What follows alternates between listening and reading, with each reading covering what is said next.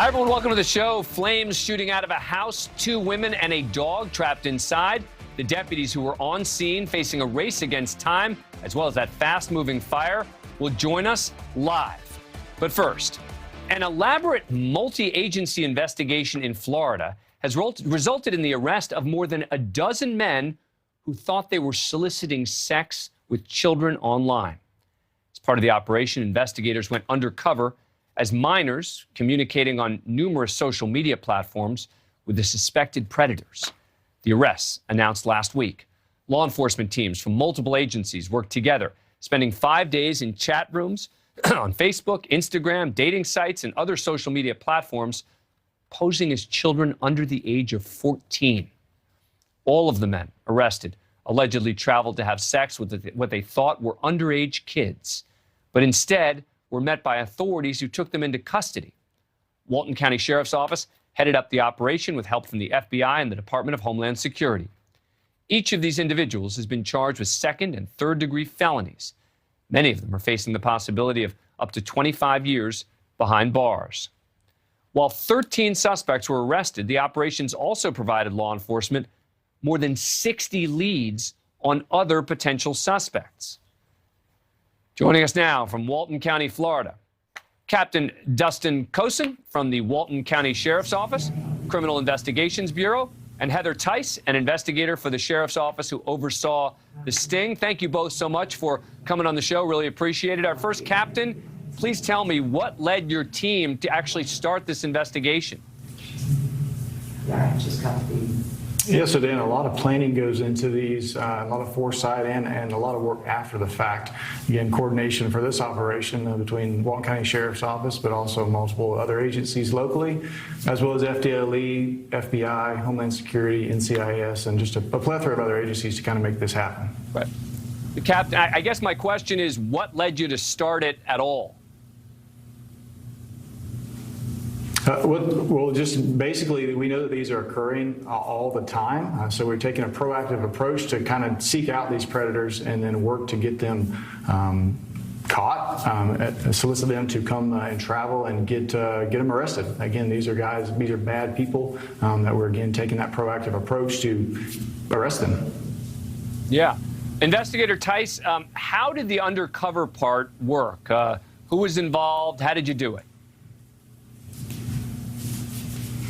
Like Captain Cosin said, a lot of departments were involved in this. So those departments have trained investigators that know what to say and what not to say. They were all in a room together and they set up undercover profiles on social media. They think that they have one that has probable cause, and we have checks and balances to make sure that there's probable cause. A location is given to these individuals, and then they travel and meet us. Now, how about the arrests? We have these pictures. Is this like the old Dateline series where you have a young-sounding girl in the background or on the phone with them, sort of pretending to be that young girl that they thought that they were going to meet there? I think that there's multiple levels of very similar to the Dateline, I'm Chris Hansen, series and show that there's multiple levels to that. I'll let Investigator Tice talk a little bit more about that. It's a little bit more strict than that. Like I said, we have checks and balances of what we can say and what we can't say. But yeah, we do have some investigators that sound like 13-year-old girls, and they'll be chatting with them on the phone. Wow. Captain, in so many of these cases, you know, the defendants claim they were entrapped. What did you do to avoid that? You knew that you must have known ahead of time that's going to be the defense. That's what they're going to claim. What do you do ahead of time to ensure that you're protected against that sort of defense? Absolutely. So then we have everybody from the investigators and the people that have the specialized skills to work on the front end, as well as having prosecutors engaged with the operation so that we are, again, we have those checks and balances all the way through the operation. Again, on site, we have evidence recovery, we have the investigators acting in undercover capacities, but also, again, we have those prosecutors kind of standing there over the shoulder of the chatters to make sure that we are doing things how we should do for that successful prosecution so we can hold these individuals accountable, but also hopefully prevent these individuals from seeking out live victims, because that's what the ultimate goal is. Investigator Tice, were there any of these guys that stuck out to you as particularly egregious in sort of the facts of what happened? I don't think one in particular stuck out. We had investigators interviewing these people afterwards, and those investigators got an 80% confession rate. There was one individual that's stuck to it and said that it wasn't him, but other than that, all of them confessed to what they were doing. And Captain, talking about the other leads, I mean, yes, we're talking about 13 arrests here, but you've also gotten 60 other potential leads. What does that mean when you say you have leads, and what are you going to do with those? That means a lot of work for Investigator Tice and the rest of the investigators here at Baldwin County. Definitely not over the operation, although it lasted for 5 days. There's a lot of legwork to follow up on those 60 leads, but also put these cases together again for that successful prosecution, so that way we are, again, holding these individuals accountable, and it could potentially lead to more leads and more arrests as the entire investigation continues. All right. Captain Dustin Cosin and Investigator Heather Tice, thank you both so much for coming on the show. Really appreciate it. Thank you, Dan. Coming up, NBC spending a fortune on the rights to the Olympics. But if you look at the ratings, they're a total disaster. Is it just this Olympics, or are Americans boycotting because of China? If so, then more power to them. But I worry in our divided country, we now can't even come together to support the USA anymore. I hope I am wrong. My next guest knows this stuff way better than I do. It's coming up.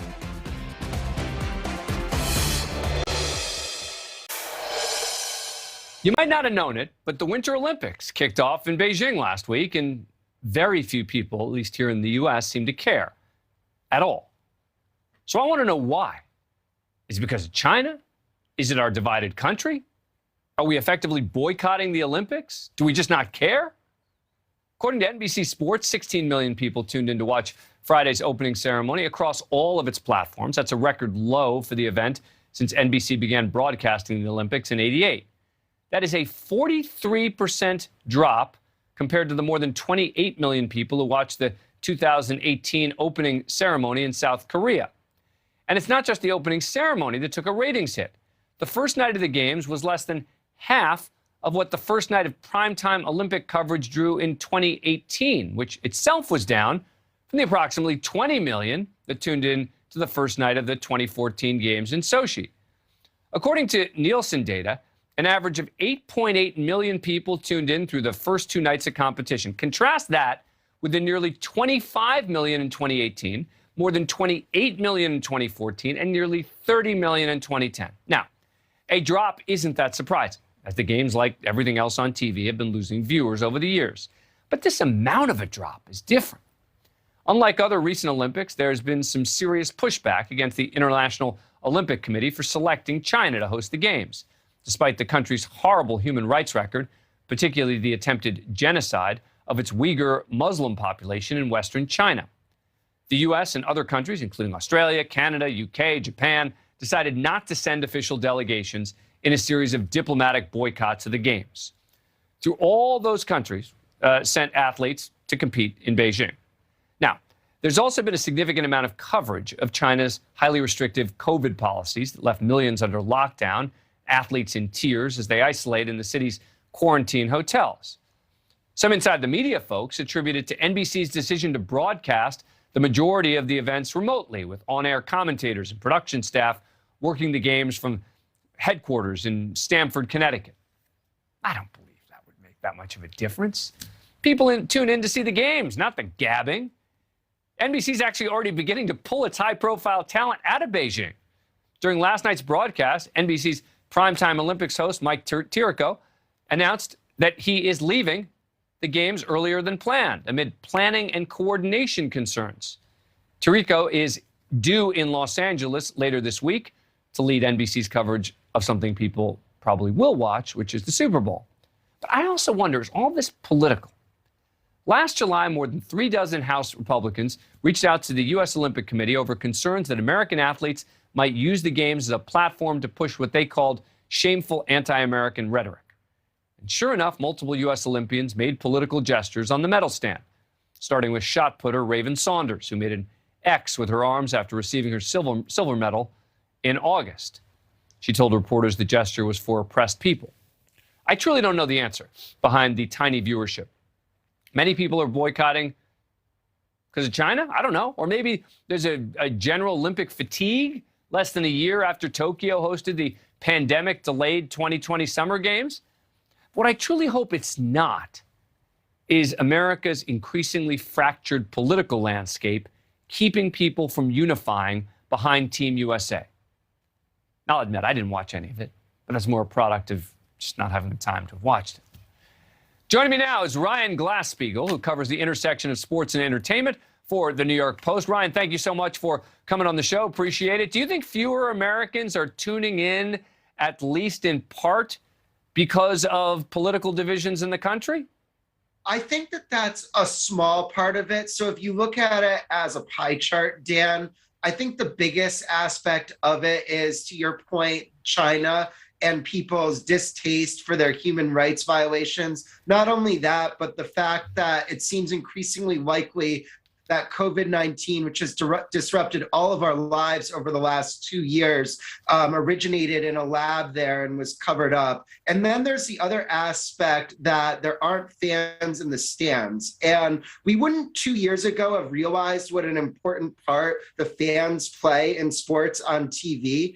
But when you saw what the NFL did this year with a bounce back with their full stadiums, the fans are a really important part of the broadcast. But going back, I do think that the biggest impact in the ratings is because of China. And then all of the other parts that you mentioned are also components of the big drop. Now, some of the ratings nerds are saying, well, you know, it's just the time differences, et cetera. It's not actually politics. It's not actually China. What do you make of that? I think that that would be false, because the time comparison that you were doing was to 2018, and those games were also in Asia. So that's a control variable in this case. Yeah. Now, is all of this, I guess this is the big question, right? Is all of this being blown out of proportion, right? Is it really just a question of people stop watching TV as much, the Olympics are coming at a bad time, et cetera? But it sounds to me like you really do believe that there is a specific American kind of boycott going on in the form of the public. Because, you know, we were talking before the show about a segment, and someone was talking about a relative who works at a restaurant saying that when he turned on the TV with the Olympics at the restaurant, people started screaming at him, saying, turn that off, turn that off. I mean, the notion that the Olympics are a divisive event, do you think the ultimate sort of background noise at a restaurant would be the Olympics with everyone cheering for USA? Well, I mean, you mentioned the gesture on the podium stand. That happened in 1968 with John Carlos and Tommy Smith. So that's not something that's necessarily new and different. I really do think that China is the biggest reason on that proverbial pie chart, maybe even as big as half. What we're going to know later is what happens in 2024 in Paris and then 2028 in the United States. That sounds very far away, 2028, but that's about as far away from now as the Trump-Hillary election was in the past. So if you think about that, that time's going to fly. Yeah, real quick, the game's being discussed much on social media? Well, they are, but the three biggest things that I've seen discussed on social media are all negatives. It was the story you highlighted with people unhappy with the food and the quarantine. It was Leslie Jones getting asked by NBC not to tweet about the Olympics. And it was the ski jump hill that looked like it was in the middle of an industrial zone in Beijing. I have not seen a lot of social media commentary about triumph of American athletes. And I think that's really sad. But I get it. I get it. As I said, if this is Americans deciding because it's being held in China, I respect that. What I just hope is it's not just the divide within the country that we can't come together as Americans. Ryan Glass-Steagall, thank you so much. I appreciate it.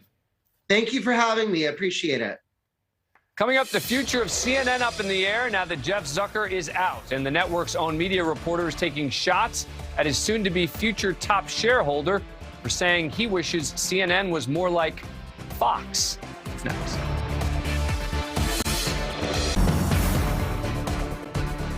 Time now for our MEDIAITE Moments, where we check in on the day's bias, buzz, and bull in the world of cable news and beyond.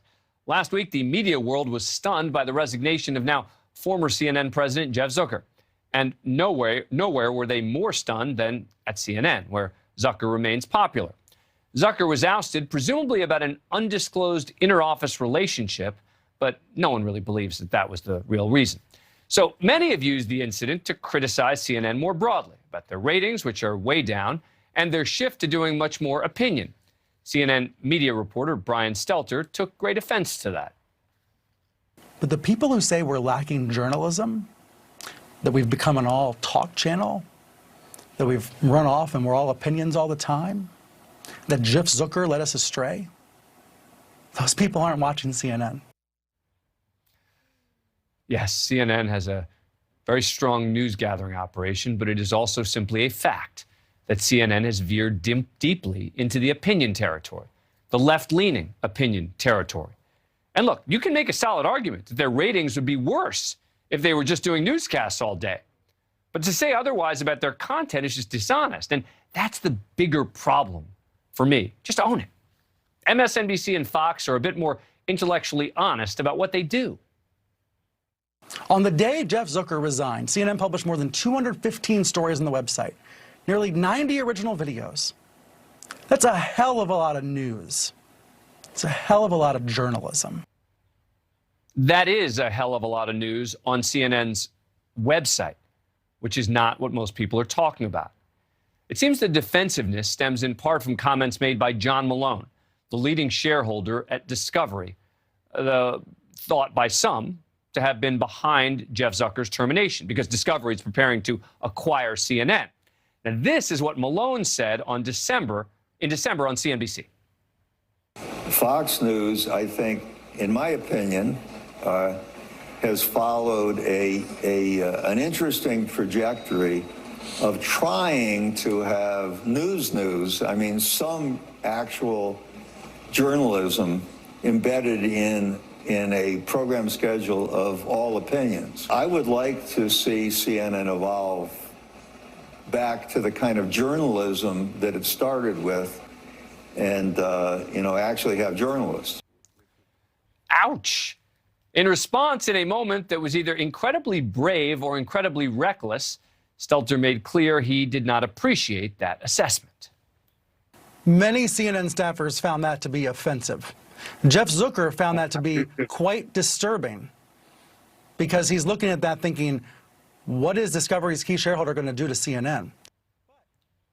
Reminder, Jeff Zucker is no longer the boss at CNN, and John Malone is soon to be the critical shareholder of CNN.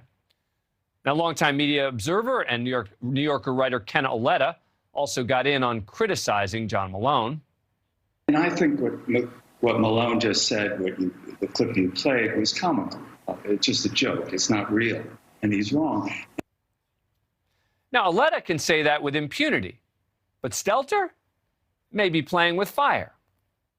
Malone's not going to have as much power as he used to have. So should CNN anchors and reporters be concerned about John Malone's views of CNN? And that is where Auletta offered up a stark reality check. If I was at CNN and I was an employee and I loved working under Jeff Zucker for understandable reasons, I would be concerned. I would too. Anytime a new boss comes in and the company isn't performing well, the key employees should be concerned. Could take some time. Some of the faces on CNN and even the way it does business will likely change, whether they like it or not. That's our wrap of the day's Media Bias, Buzz, and the Bull. Coming up, Republicans finally seem ready to take on Donald Trump. You might not know it from this weekend's RNC meeting, but now Mike Pence is coming out and saying unequivocally his former boss is wrong. This is a big deal. And the latest polls within the Republican Party don't look so rosy for the former president. That's next. Also still to come, a house fully engulfed in flames, 2 women and a dog inside with seemingly no exit. We'll talk to the deputies who raced to the rescue and captured this video on body cam. Coming up. Today, there are signs that major parts of the Republican Party are finally getting ready to take Donald Trump on. I know, some of you will say, wait, what? At this weekend's Republican National Committee meeting in Utah, House members Liz Cheney and Adam Kinzinger were censured for their participation on the January 6th committee, and the RNC referred to January 6th as, quote, persecution of ordinary citizens engaged in legitimate political discourse. But look a little deeper. The signs are there. It's starting to seem like major Republicans are preparing to stand up to Donald Trump. Former Vice President Mike Pence, speaking at the Federalist Society's annual conference in Florida on Friday, made a statement that Trump critics within the GOP have been waiting for. And I heard this week that President Trump said I had the right to overturn the election. But President Trump is wrong. I had no right to overturn the election. The presidency belongs to the American people and the American people alone. And frankly, there is no idea more un-American than the notion that any one person could choose the American president. President Trump is wrong. Coming from Mike Pence is a big deal. That comment, plus a strategically timed appearance on Meet the Press by his former chief of staff, Mark Short, definitely seems to indicate that the ex-Veep is looking at 2024. And the thing is, Mike Pence is not on an island alone. The former vice president was lauded by the conservative Wall Street Journal editorial board for being a, quote, rare Republican these days, willing to stand up to Trump's disgraceful behavior. And check out these comments from Chris Christie from ABC's This Week on Sunday. January 6th was a riot that was incited by Donald Trump in an effort to intimidate Mike Pence and the Congress into doing exactly what he said in his own words last week, overturn the election. Write off Chris Christie as a rhino all you want, but how about Lindsey Graham condemning the former president for a suggestion of pardoning the January 6th rioters? Well, I think it's inappropriate. I don't want to reinforce that defiling the Capitol was okay. I don't want to do anything that would make this more likely in the future. And when the RNC censured Kinzinger and Cheney, it was met with some vigorous objections from notable senators. Bill Cassidy, Republican from Louisiana, tweeted, quote, the RNC is censuring Liz Cheney and Adam Kinzinger because they're trying to find out what happened on January 6th, huh? Mitt Romney, quote, shame falls on a party that would censure persons of conscience who seek truth in the face of vitriol. And here's the most important part. They may be following the polls, such as this recent survey from NBC. It shows that most members of the GOP consider themselves Republicans first and Trump supporters second by a margin of 55 to 35. And critically, that number has gone down for Trump by a whopping 20 points since the 2020 election. Or this poll from the AP, which found that 41% of Republicans don't even want Trump to run at all in 2024. Now, this is a story that won't get much attention on cable news because the MSNBCs and CNNs, they need Donald Trump to define the Republican Party. And Fox and Newsmax and OAN can't ever question Donald Trump. But for those of us somewhere near the middle, the realists, it appears to be the seeds of something maybe much bigger. Joining us now is John Feary. He's a Republican strategist and a columnist for The Hill. John, thanks so much for coming on the show. Appreciate it. All right, so how big a deal are these comments from Mike Pence in this particular context? Well, I thought it took a significant amount of courage to go down to the Federalist Society, which is a very significant Republican conservative society, and say, listen, Donald Trump is wrong. I think that took some courage. I think people were waiting for that to happen. I think he's right. I mean, clearly Pence doesn't have the authority, didn't have the authority to overturn the election. I thought his comments were spot on, but it did take some courage to do it. And I think we're all happy that he said it. But are we seeing something where you're seeing Republicans sort of slowly cracking at Donald Trump, meaning none of the major ones want to come out vigorously against Donald Trump. They don't want to announce that they would ever run against him. But you see DeSantis being pretty coy when being asked questions about things like this. Are we starting to see, looking at those polls, looking at what these leading Republican leaders are saying, some sort of cracks in the effort to sort of stay wedded to Donald Trump?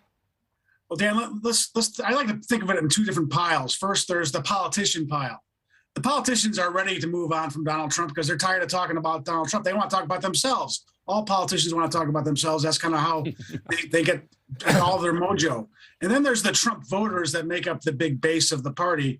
And the Trump voters are the ones that are going to decide, especially in all the primaries that are coming up in the House races and the Senate races and whatever governor's races that are coming up. And you have to be careful and walk a fine line with those Trump voters. You don't want to necessarily alienate the Trump voters and have the president on your tail at getting some sort of primary opponent that's going to make you lose. So the Trump voters are very, very important for the Republican base. And so all the politicians who are Republican would rather have this fight when the primaries actually start, which is going to be another year or so. And we'll see if Ron DeSantis or Mike Pence or who decides to throw their hat in the ring and really compete for those Trump voters. But it does seem Donald Trump is trying to do everything he can to ensure that effectively there's no competition in the primary. Do you expect that when we get there will be serious candidates who will run against Trump? Well, we'll see. I mean, I think the problem for Trump is he's taking all the attention away from the people who really matter for Republicans to run against, and that's the poor performance of Joe Biden and the Democrats. Republican strategists and Republican politicians want to run not with Donald Trump, but against Joe Biden. So I think that in many ways the Trump mystique is kind of starting to fade away, mostly because he's not in front of everybody anymore. He's not front and center of attention. He's not on Twitter anymore. In many ways, I thought being not on Twitter helped him because it eliminated some of the stupid things he would say all the time. But he's only in front of people episodically. And when he gets in front of people, he does things that sometimes alienate the Republican base, like saying he's for the vaccine, or sometimes saying things like stupid, like I'm going to make all the people who are currently in jail, I'm going to absolve them of all their sins. And no one really necessarily wants that either. So we'll see. Yeah. And I think that part of what he's doing is he's demanding that Republicans not just sort of put January 6th in the rearview mirror, as was initially the case, but now he keeps bringing it up again and again, demanding that people are sort of on his side, that they continue to support his claim that the election was stolen, et cetera. And I would think the vast majority of Republicans want to move past that. Anyway, John Fear, I got to wrap up. Real quick final thought on that, but I got to wrap it up. Well, I think you're exactly right. January 6th is going to be a disaster for the president. He needs to move on and start talking about the future for him. And I think that the problem for the president is that his act is going stale and he needs a new act. John Feary, thanks for coming on. Appreciate it. Thank you. Coming up, there's more ammo tonight for the canceled Joe Rogan camp after new clips surfaced showing the popular podcaster using the N-word. But is this different from what Howard Stern said back in the day? And maybe, just maybe, can we pause and not view canceling them as the best option? That's next.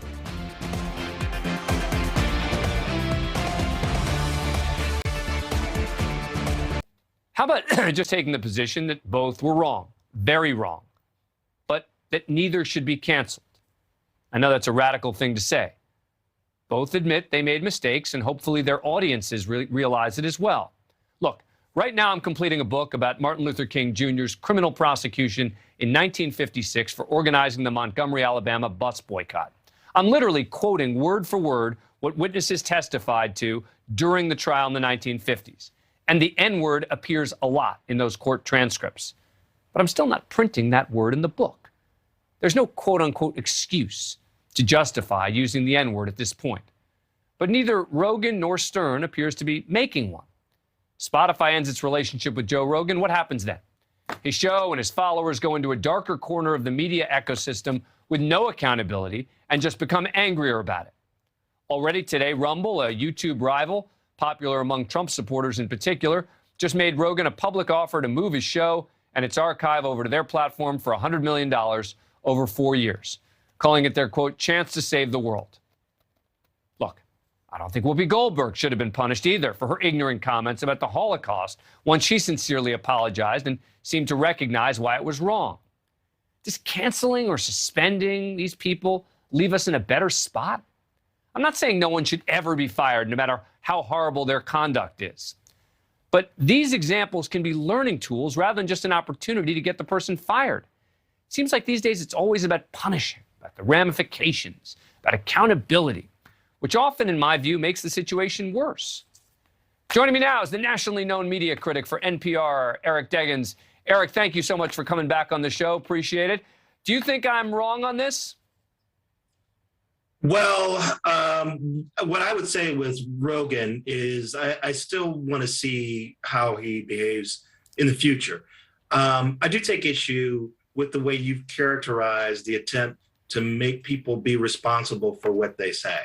I do think it's kind of weird to hear someone who spent a long time holding people accountable, objecting to holding people accountable for what they say. I mean, Rogan used that word in many different instances over a decade of podcasts. It's not like it was a one-off. It's not like it was an incidental mistake that he immediately apologized for. So, which is what Whoopi Goldberg did. So I think part of it is we have to be honest about what these people are saying, what created the situation, and how long they did it. And then once we know the facts, then we say, okay, is this person likely to repeat this offense? Are they sincere in the apology, or are they trying to avoid responsibility for the mistake, and would they be likely to repeat it? I think there's a little bit of a difference between this controversy and the controversy he's in over COVID, because his apologies over the COVID misinformation he's presented on his show weren't really apologies. And it didn't seem like he was going to stop doing what he had been doing. Well, let me ask you this, Eric. Here, there's a sense that there's an apology.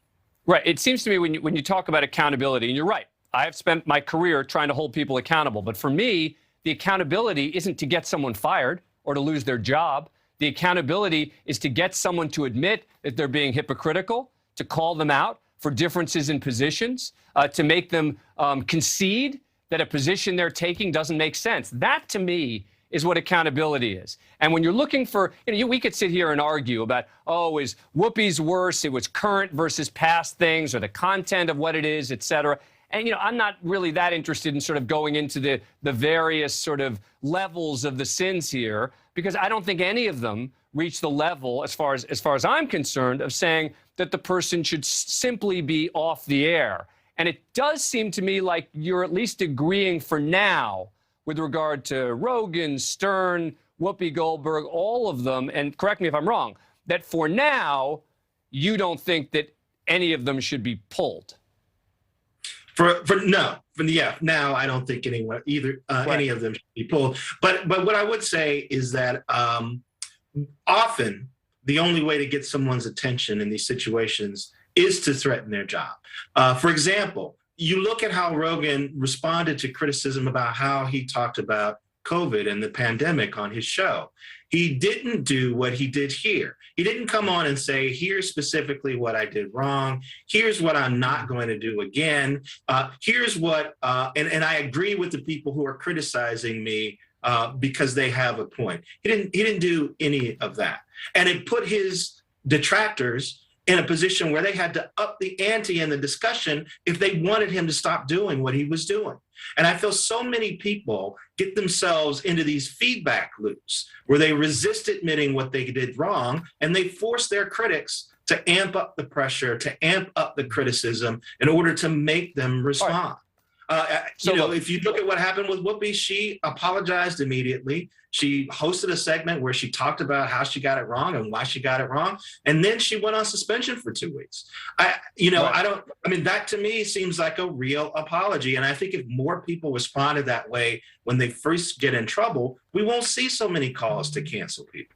Right. But I think you'd agree that the COVID misinformation is not necessarily the same as the use of the N-word, in the sense that, some of what he was doing, you could say, was asking questions, et cetera, on COVID. There's no explaining the constant use of the N-word. And so I do think that there is a difference between the two. You'd agree on that? No, I wouldn't agree. I think Really? I think we've reached the point in the pandemic where people are dying because they've been made to they've been convinced to be doubtful of vaccines and mitigation techniques that work. And so this is the final word. What Rogan is finding out is that he's in the NFL now. Everybody's paying attention to what he says, and he has to be more responsible. He has to be more responsible. Deggans, thank you so much for coming back on the show. I appreciate it. Thank you. Coming up, flames engulf a house. Inside, 2 women and their dog are trapped. Deputies arrive on the scene, desperate to rescue them. It's a real race against time. The hero deputies join us live to walk us through the terrifying moments up next.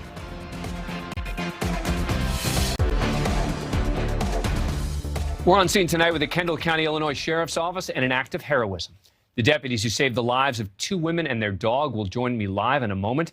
Last week, deputies Tyler Giannotti and Jacqueline Milkey responded to a house fire in the middle of the night. Police had been trying to get in the front door, but weren't able to open it.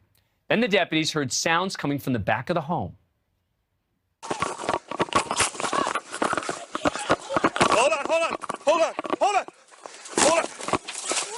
Hold on. It's hot. 2 women trapped on the second floor shouting for help. The deputies thought about using a table on the porch for the women to land on, then realized it had a glass top and wouldn't work. A dog jumped from the window, and as deputies put the table back, one of the women came tumbling down. 841, I couldn't copy.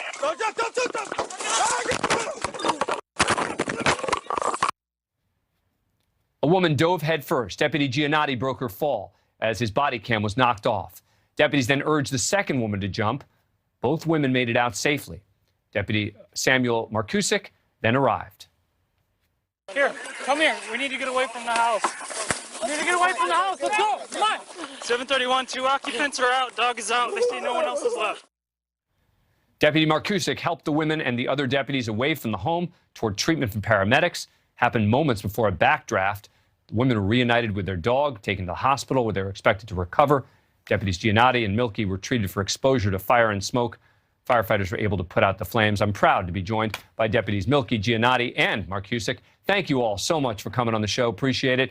Deputy Milkey, let me start with you. Police were already at the scene. What were you thinking as you arrived and then hearing the shouting from the back of the home? I knew that someone was in distress. And at that point, I told Deputy Giannotti, he had questioned if it was coming from the back of the residence. And so we just immediately started running to the back, towards the back of the residence. And that's where we located the 2 victims up in the second story of the residence.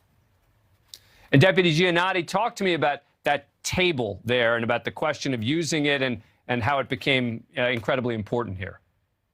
So as soon as I got to the back of the residence, I was kind of just scanning my surroundings to look for anything that may be able to either buffer their fall or we can use it to hoist us up so we can lower them down to a safe location.